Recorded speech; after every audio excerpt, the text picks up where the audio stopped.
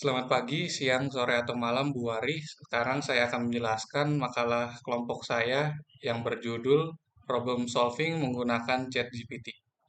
Dengan saya sendiri, Ezra Alexander Tualangare dengan NIM 12022223062. Jadi latar belakang kelompok kami memiliki inti masalah yaitu pertama kecurangan dalam ujian, kedua ketergantungan ChatGPT, ketiga tidak berpikir kritis. Jadi latar belakangnya, proses penyelesaian masalah dengan menerapkan media teknologi seperti ChatGPT mempunyai manfaat yang mampu memberikan kemudahan. Tidak lagi sebagai pemberi informasi tunggal, tetapi juga sebagai informasi utama dalam melakukan sesuatu. Namun adanya ChatGPT dapat memberikan dampak negatif bagi generasi muda, terutama dalam mengatasi problem solving dalam kehidupan sehari-hari. Karena ketergantungan teknologi. Oleh karena itu, teknologi ini seringkali disalahgunakan oleh pihak-pihak yang tidak bertanggung jawab. Berikutnya, rumusan masalah dari makalah ini ada apa itu teknologi AI dan ChatGPT. Yang kedua, bagaimana bisa terbentuknya sebuah kecerdasan buatan.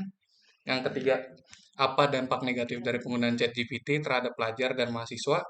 Dan yang terakhir ada apa dampak positif dari penggunaan ChatGPT pada mahasiswa atau pelajar dalam penyelesaian masalah. Berikutnya tujuan dari makalah ini itu untuk mengetahui apa itu ChatGPT dan menganalisis dampak negatif yang diberikan dari penggunaan ChatGPT bagi pelajar di Indonesia, serta pembahasan yang diberikan berupa definisi, sejarah, dan dampak negatif dari ketergantungan teknologi, khususnya penggunaan ChatGPT.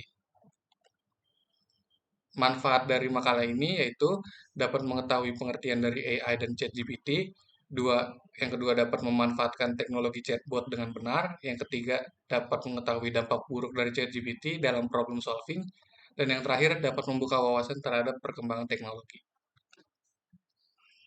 Lalu contoh kasus penyalahgunaan ChatGPT yaitu yang pertama menjadi alat kecurangan pelajar atau mahasiswa. Yang kedua membuat malware atau virus berbahaya bagi komputer. Dan yang terakhir digunakan untuk penipuan. Kita masuk ke pembahasannya. Yang pertama pengertian AI dan ChatGPT. AI atau Artificial Intelligence menurut Budiarto dan Suhartono, kecerdasan buatan atau AI adalah bidang ilmu komputer yang melibatkan kemampuan manusia dalam mengetahui, memahami, memprediksi, dan memanipulasi hal-hal yang lebih besar dan kompleks daripada sebelumnya. Kedua, ChatGPT. Generative Pre-trained Transformer adalah teknologi kecerdasan buatan AI yang dapat berinteraksi dengan manusia seperti dalam percakapan manusia. ChatGPT adalah model bahasa yang dilatih menggunakan jutaan data percakapan manusia untuk menghasilkan jawaban yang sesuai dengan pertanyaan atau pernyataan yang diberikan. Lalu, yang kedua, kita beralih ke proses terciptanya kecerdasan buatan. Istilah kecerdasan buatan atau artificial intelligence pertama kali muncul pada tahun 1956 dalam konferensi Dartmouth. Namun, konsep kecerdasan buatan telah ada sebelumnya dan telah dikembangkan oleh para ahli dari masa ke masa. Pada tahun 1900-an, beberapa filsuf di dunia mengeluarkan teori-teori matematika yang menjadi dasar bagi mesin komputer maupun kecerdasan buatan. Seperti George Boole menemukan aljabar Boolean yang menjelaskan operasi logika dalam bentuk digit biner 0 dan 1 yang digunakan dalam mesin komputer saat ini. Lalu pada tahun 1930-an muncul tokoh seperti Alan Turing, Claude Shannon, dan John von Neumann. Alan Turing adalah penemu Turing mesin dan tes Turing untuk menguji kecerdasan mesin komputer. Claude Shannon merupakan bapak teori informasi yang menerapkan aljabar Boolean. John von Neumann merumuskan konsep bahwa komputer terdiri dari hardware dan software. Lalu berikutnya, pada tahun 1950 muncul John McCarthy, Marvin Leminsky, Herbert Alexander Simon, Alan Newell, dan Edward Albert Feigenbaum yang merumuskan istilah AI dan melakukan penelitian dalam bidang ini.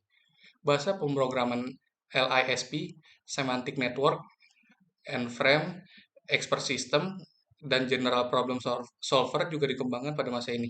Pada era 1980-an, terjadi gelombang kedua perkembangan AI dengan kontribusi dari David Rumelhart, Lord Vizede, John Holland, Lawrence Vogel, Ingo Reichenberg, dan John Koza. Pada periode ini, terjadi perkembangan dalam pembelajaran MLP, logika fusi, algoritma genetik, dan pemrograman genetik. Lalu pada tahun 2000 dimulai perkembangan AI yang ketiga dengan kemunculan komputer, internet, dan teknologi terkait. Dalam periode ini ditemukan World Wide Web atau lebih dikenal sebagai Triple W, Internet of Things atau IoT, sistem cloud, big data, dan deep learning. Lalu yang ketiga ada dampak negatif ChatGPT terhadap pelajar atau mahasiswa. Sebagai AI, ChatGPT memiliki potensi untuk memberikan beberapa dampak negatif terhadap pelajar atau mahasiswa jika digunakan secara tidak bijaksana atau bergantung sepenuhnya pada informasi yang diberikan oleh AI. Beberapa dampak negatif yang mungkin terjadi adalah sebagai berikut. Yang pertama, ketergantungan berlebihan. Kedua, kesalahan dan ketidaktepatan. Ketiga, kurangnya pemahaman konsep. Dan yang keempat, plagiarisme.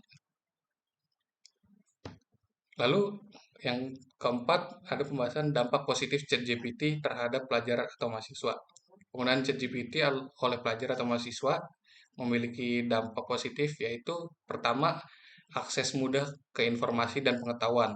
Lalu yang kedua bantuan dalam pemecahan masalah. Ketiga referensi dan pengayaan pembelajaran. Keempat meningkatkan kreativitas.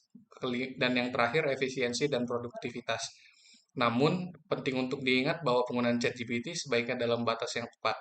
Mahasiswa atau pelajar perlu mengembangkan kemampuan berpikir kritis, pemahaman konsep yang mendalam, dan keterampilan mandiri mereka sendiri. ChatGPT harus digunakan sebagai alat bantu, bukan pengganti bagi upaya pribadi dan penelitian yang mendalam. Lalu kesimpulannya adalah, secara positif penggunaan ChatGPT telah memberikan kemudahan akses terhadap informasi. Dengan kemampuan untuk menjawab pertanyaan dan memberikan solusi, ChatGPT dapat digunakan sebagai alat pencarian yang cepat dan efisien. Selain itu, ChatGPT juga memfasilitasi kreativitas dan inspirasi. Namun, penggunaan ChatGPT juga menghadapi beberapa tantangan. Salah satunya adalah masalah keandalan dan kebenaran informasi yang dihasilkan oleh ChatGPT. Meskipun model ini telah dilatih dengan sejumlah besar data, ada kemungkinan bahwa teks yang dihasilkan tidak selalu akurat atau dapat diverifikasi. Oleh karena itu, penting bagi pengguna untuk tetap berhati-hati dan memverifikasi informasi yang diberikan oleh ChatGPT dengan menggunakan sumber yang diverifikasi. Sekian penjelasan saya tentang makalah kelompok saya. Sekian dan terima kasih.